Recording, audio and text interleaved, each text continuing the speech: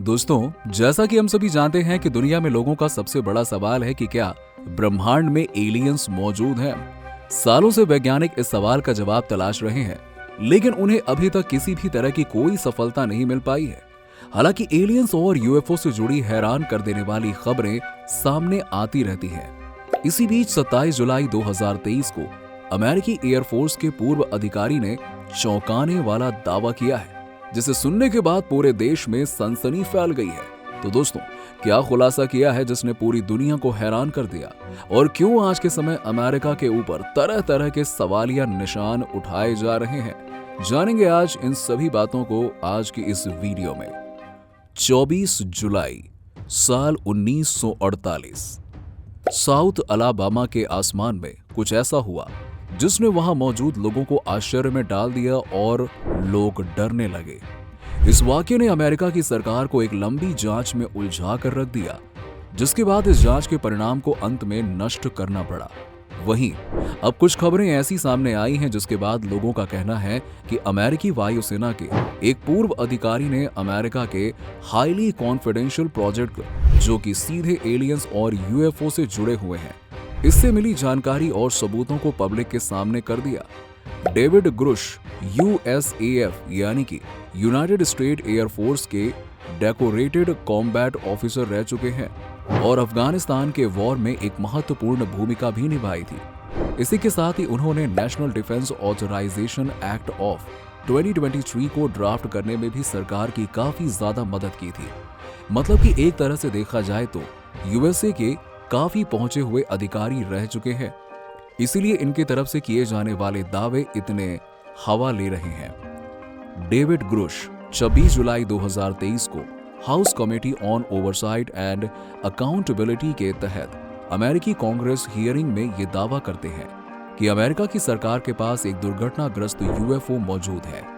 उन्होंने कहा कि अमेरिका की सरकार एलियंस और यूएफओ से जुड़े उपकरण को पब्लिक के सामने नहीं लाती है और सबसे छुपाकर उन यूएफओ और एलियंस पर स्टडी करी जा रही है।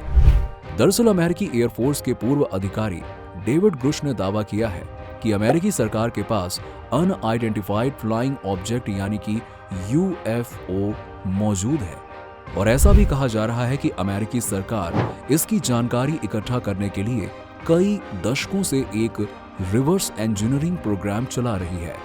हालांकि इन प्रोग्राम के बारे में उन्हें ज्यादा जानकारी नहीं दी गई है।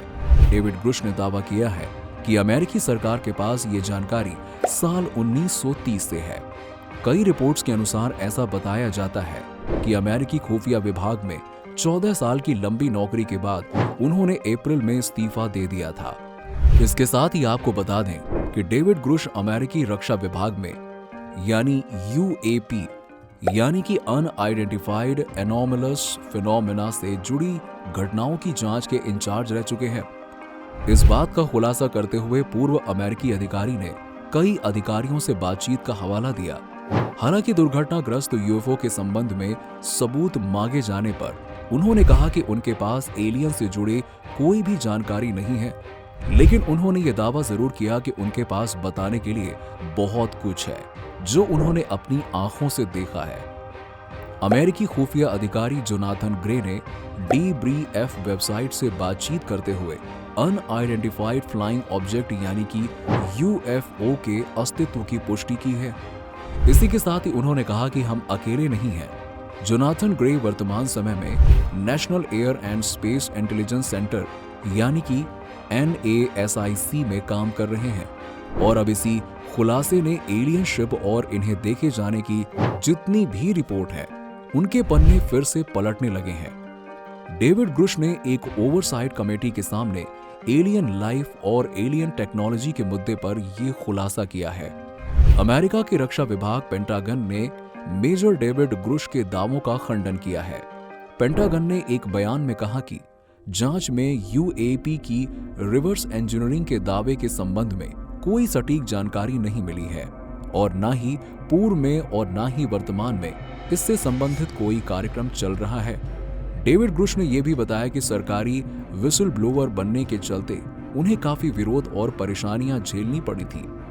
हालांकि इसके बाद नासा और यूएसए डिपार्टमेंट ऑफ डिफेंस दोनों की तरफ से यह साफ किया गया कि डेविड ग्रुश के दावों में कोई भी सच्चाई नहीं है। डेविड ग्रुश की सभी बातें बेबुनियाद हैं, लेकिन अमेरिकी सरकार के स्टेटमेंट पर कितना भरोसा किया जा सकता है ये कोई नहीं जानता। जैसा कि हम सभी जानते हैं कि यूनाइटेड स्टेट ऑफ अमेरिका और एलियंस का नाता कई दशक पुराना रहा है। साल 1947 में पहली बार केनेथ अर्नोल्ड, जो कि प्राइवेट पायलट थे, उन्होंने आसमान में उड़ती हुई कुछ रहस्यमयी चीजें देखी जिसने पूरे विश्व में तहलका मचाया। केनेथ अर्नोल्ड ने उन रहस्यमयी चीजों के बारे में बताते हुए कहा कि उस यूएफओ को देखकर ऐसा लग रहा था जैसे किसी ने पानी की सतह पर कोई तश्तरी इतनी तेजी से फेंक दी है कि वो जोर से उछलती हुई दूर तक हवा में जा उड़ रही है। अर्नोल्ड के इस आंखों देखे हाल के बाद मीडिया में यूएफओ को फ्लाइंग सॉसर या उड़न तश्तरी के नाम से जाना जाने लगा और जून 1947 से उड़न तश्तरी शब्द प्रचलन में आ गया। और इसी के बाद केनेथ अर्नोल्ड के इस मामले को समझने के लिए काफी ज्यादा पैसे भी खर्च करने पड़े। इस हादसे के बाद कई और भी ऐसे हादसे होते हैं जिनको एलियन के इतिहास में याद किया जाता है, और ये हादसे ऐसे होते थे जो कि लोगों से छिपा लिए जाते थे। इसी के साथ ही आपको बता दें कि साल 1920 के दशक में अचानक से ऐसे मामले बहुत ज्यादा सामने आने लगे थे और साल 1948 में अमेरिकी वायुसेना ने इन पर नजर रखने के लिए एक विंग ही बना दिया था, जिसके बाद 50 सालों से कहीं ज्यादा वक्त तक ब्रिटेन की गुप्तचर एजेंसी MI5 इसकी जांच पड़ताल करती रही, लेकिन कुछ खास जानकारी पता नहीं चली। साल 1950 से 1960 से लेकर अमेरिका के नेवादा में मौजूद एरिया 51 के आसपास न जाने कितने यूएफओ और उससे जुड़ी खबरों की बातें की जाती हैं। अब आपको बता दें कि एरिया 51 अमेरिका के नेवादा में लास वेगास से 133 किलोमीटर दूर स्थित है। ये अमेरिकी वायुसेना की टेस्ट और ट्रेनिंग रेंज फैसिलिटी है जो हाई सिक्योरिटी से लैस है। ऐसा माना जाता है कि इस एयरबेस पर आमतौर से हथियार का परीक्षण या नए विमानों की ट्रेनिंग होती है। वहीं अगर हम 27 जुलाई 2023 को दिए गए स्टेटमेंट के बारे में बात करें तो आपको बता दें कि डेविड ग्रुश के द्वारा दिए गए स्टेटमेंट के बाद पूरे देश में यूएफओ की चर्चाएं होने लगी। यूएफओ ने एक बार फिर से पूरी दुनिया में तहलका मचा दिया। वहीं कुछ लोगों का मानना है कि डेविड ग्रुश के द्वारा बताई गई बातें कुछ हद तक सही हैं, और वहीं कुछ लोगों का ऐसा मानना है कि इन्होंने जितने भी स्टेटमेंट दिए हैं वो सब बेबुनियाद है। वहीं डेविड ग्रुश के स्टेटमेंट को सुनकर नासा के जोशुआ सेमेटर कहते हैं कि बिना किसी मटेरियल एविडेंस के बात को सच करार करना बेहद मुश्किल होता है। इसी के साथ ही कई और ऐसे नामी वैज्ञानिक हैं जो इनकी बातों को ही बेबुनियाद कहते हैं, क्योंकि इनके पास कोई प्रूफ नहीं है और ना ही कोई ऐसा मटेरियल एविडेंस है जिसके तौर पर ये अपनी बातों को स्पष्ट तरीके से रख पाए। अब जैसा कि आप सभी जानते हैं कि अमेरिकी रक्षा विभाग पेंटागन ने ग्रुश के दावों का खंडन किया है, लेकिन आपको बता दें कि इस पर सरकार का क्या कहना है।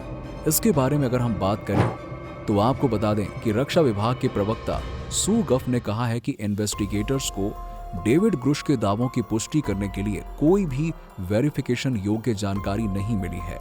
इस बात का कोई सबूत नहीं है कि दूसरे ग्रह से आए यूएफओ को कब्जे में लेने की या फिर उन यूएफओ की रिवर्स इंजीनियरिंग की कोई कोशिश की गई है या की जा रही है। जैसा कि हमने आपको ऊपर भी बताया कि अफगानिस्तान युद्ध में भी इन्होंने अपनी महत्वपूर्ण भूमिका निभाई थी। इसी के साथ ही इन्होंने नेशनल जियोस्पैटियल इंटेलिजेंस एजेंसी यानी कि NGA और साथ ही NRO में भी काम कर चुके हैं।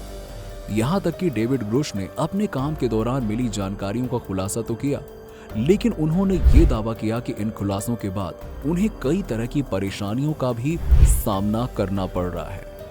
तो दोस्तों, डेविड ग्रुश के इस दावे के बारे में आपका क्या कहना है? क्या इनका ये दावा सच है या बेबुनियाद? हमें कमेंट बॉक्स में कमेंट करके जरूर बताइए। इसी के साथ ही अगर आपको वीडियो पसंद आई हो तो इसे लाइक करें और अपने सभी दोस्तों के साथ में शेयर करें। और हाँ, अगर अभी तक आपने हमारे चैनल को सब्सक्राइब नहीं किया है तो फटाफट हमारे चैनल न्यूज पंडित को सब्सक्राइब कर लीजिएगा और बगल में बने बेल आइकन के बटन को दबा दीजिएगा ताकि आने वाली हर एक वीडियो का नोटिफिकेशन आपको सबसे पहले मिल सके। ऐसे ही एक और वीडियो के साथ मिलते हैं आपसे। तब तक के लिए बाय बाय।